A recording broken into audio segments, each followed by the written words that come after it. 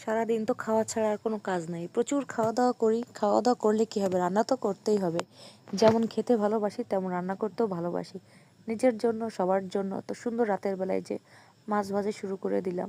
আসলে মেয়েদের চাইলেও কিছু করার নেই, অনেক কাজ আমাদের করতেই হয়। সংসার জীবনে টুকিটাকি নানাবিধ কাজের মধ্যে দিয়ে জীবনটা যে কখন পার হয়ে যায় এটা আসলে আমরা বুঝতেই পারি না।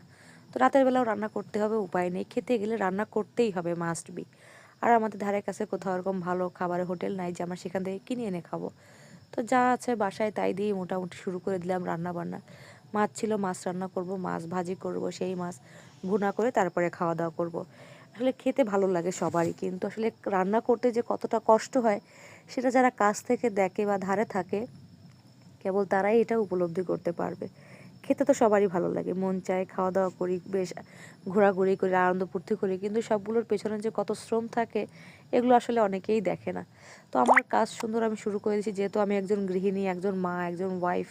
আমার অনেক কাজ থাকে, টুকটাক সারাদিন বাড়ির কাজ অনেক কিছু করার পরও আমার কেমন যায় কাজ শেষই হয় না।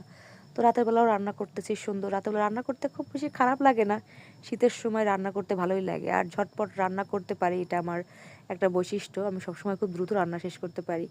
তো ভালো সুন্দর রান্না করলাম, আর রান্না করে খুব ভরপুর খেলাম, ভালোই লাগলো মাছ ভাত।